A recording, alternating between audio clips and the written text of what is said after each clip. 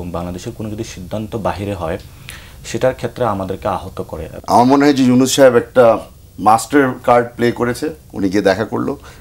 এখন এই কারণে যদি অন্যান্য দলগুলি অভিমান করা শুরু করে, অভিমান করে এখন জামাতে ইসলামী আজকে মিটিংয়ে আসেনি, ইগনোরড ফিল করেছে, একটু চাইল্ডিশ হয়ে গেল না? আপনারা এত বড় কাজ করে ফেললেন, আপনারা এতদিন ধরে লড়াই করেছেন, 15 বছর আপনারা ত্যাগ করেছেন। আমি তো কোনোভাবেই আপনারা যে লড়াই করেছেন রাজপথে, বিএনপি থেকে যারা ছিল এই গণঅভ্যুত্থানে, একদম গণঅভ্যুত্থানে যারা ছিল, এর পাশাপাশি বিএনপি যে 15 বছরে যারা ত্যাগ করেছে, যেমন আপনি গুম হয়েছিলেন, আপনি যেভাবে নিপীড়নের শিকার হয়েছিলেন, তো এই সবার মধ্যে ঐক্যের মধ্যে দিয়ে তো আমরা একটা নতুন বাংলাদেশ বিনির্মাণের স্বপ্ন দেখি।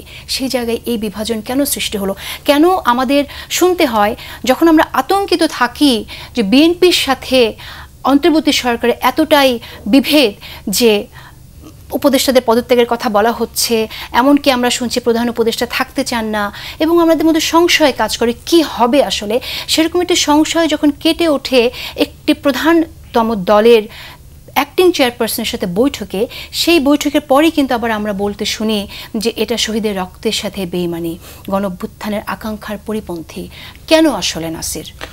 সেটা খুবই স্পষ্টতা একটি জায়গায়। আমরা বাংলাদেশের যে প্রাণবায়ু এখন মাটি মানুষের, যেটা আপনি দেখেন যারা এখানে শ্রমিক হিসাবে বিদেশে কাজ করে, পৃথিবীর শত কষ্ট পরিবার থেকে দুঃখে থাকার পরও তারা শেষ পর্যন্ত পরিবারে ফিরে এসে এবং নিজেদের সন্তানদেরকে এই মাটিতে তারা বড় করে থাকে।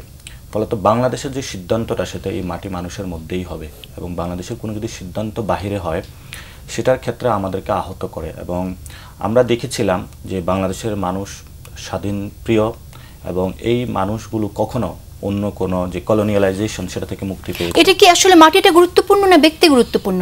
আমরা মনে করি যে প্রধান উপদেষ্টার উপর সম্পূর্ণ আস্থা রাখছেন। প্রধান উপদেষ্টা যখন আপনাদের কথাটা মাথায় রেখে একটা সিদ্ধান্তে পৌঁছতে চায়, তখন তো আপনি কি মনে করেন যে সেই নতুন বাংলাদেশ বিনির্মাণের যে চিন্তা সেখান থেকে বিচ্যুত হচ্ছে কোথাও? প্রধান উপদেষ্টার মিটিং করবেন বিভিন্ন দলের সাথে, এটা তার একটা নৈতিক দায়িত্ব, এই ম্যান্ডেটটা জনগণ তাকে দিয়েছে। কোন প্রক্রিয়ায় করবেন সে প্রক্রিয়াটা নিয়ে প্রশ্ন আমরা তুলেছি, এবং এই প্রক্রিয়াটা সঠিক হয়নি। এবং আজকে এটার ফলশ্রুতিতে আপনারা দেখতে পেয়েছেন যে সংস্কার কমিশন, ঐক্যমত কমিশন আজকে যেখানে 6টি বিষয়ে গুরুত্বপূর্ণ ডিসিশন এসেছে, সেখানে জামায়াত অংশ নেয়নি। ফলত আপনি বৃহৎ একটা স্টেক হোল্ডারকে যখন এই ধরনের পরিস্থিতির মুখে ঠেলে দেন, এবং তারা সে বিষয়ে তাদের একটা যে ক্ষোভ, তারা কিন্তু এটা বহিঃপ্রকাশ করেছে। এবং গতকালকে থেকে কেন এই ক্ষোভ? আমরা দেখছি যে বিভিন্ন জায়গায় জামাতের সাথে কিন্তু অনেকগুলো, বিশেষ করে নির্বাচন প্রসঙ্গে কিন্তু অনেক সময় অ্যালাইন্ড হয়ে যাচ্ছেন আপনারা, কেন এত? না, এটা হলো গত 15 বছরে যে লড়াইটা বিভিন্ন রাজনৈতিক দল এবং বাংলাদেশের জনগোষ্ঠী করেছে, সেটা হলো আমাদের একটি গণতান্ত্রিক পথে উত্তরণ। তো ফলত বাংলাদেশের সকল মানুষ তাকিয়ে আছে যে বাংলাদেশের কখন আমরা গণতান্ত্রিক পথে উত্তরায়ণ করতে পারবো। এবং এই যে নির্বাচনটা হবে, এটা সবাই একটা আশা আকাঙ্ক্ষার প্রতীক হয়ে আছে। এটা একটা ফেয়ার ইলেকশন হবে, এবং যাদেরকে মানুষ স্বতঃস্ফূর্তভাবে ভোট দিবে, নতুন প্রজন্ম ভোট দিবে, এই যে একটা শুভ মোমেন্টের একটা ঘোষণা, সেটা যখন আপনি বাংলাদেশে বসে দিতে পারেন না, সকল দলের সাথে এটা কথা বলে, সকল দলকে অন্ধকারে রেখে যখন আপনি ঘোষণাটা দিচ্ছেন, আমি আসবো আপনার কাছে। সকল দলকে অন্ধকারে রেখে ঘোষণা দেওয়া হয়েছে। হুম্মাম কাদের, আপনি কি একমত কিনা? এটা আসলে অন্য কোনো ভাবে করা যেত কিনা? আসসালামু আলাইকুম। অনেকক্ষণ ধরে শুনছিলাম নাসির সাহেব কি বলছিল। কয়েকটা পয়েন্ট আপনি একটু ক্ল্যারিফাই করা দরকার আছে। প্রথম হচ্ছে কি, জুলাই সনদ নিয়ে আপনি কথা বলেছিলেন।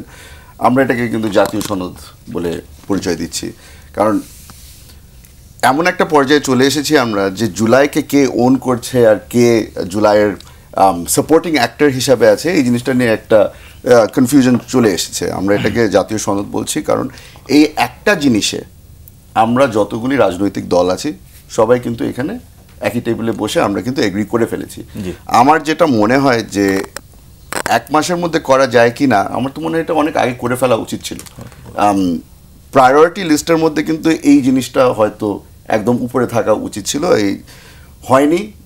অনেকগুলো ডিস্ট্র্যাকশন চলে এসেছিল এখানে। রাজনৈতিক দলগুলোও কিছু কিছু ইস্যু নিজেরাই তৈরি করে ওগুলোকে ডিস্ট্র্যাকশন হিসেবে ইউজ করেছে। পিছিয়ে গিয়েছি আমরা, জাতি হিসেবে পিছিয়ে গিয়েছি, আমরা রাষ্ট্র হিসেবে পিছিয়ে গিয়েছি। তো এই জিনিসটা আমার মনে হয় যে 1 সপ্তাহের মধ্যে এই জিনিসটা করে ফেলা যায়, কারণ এখানে বেসিক পয়েন্টস যেগুলি আছে ওগুলোতে আমরা সবাই অলরেডি এগ্রি করি।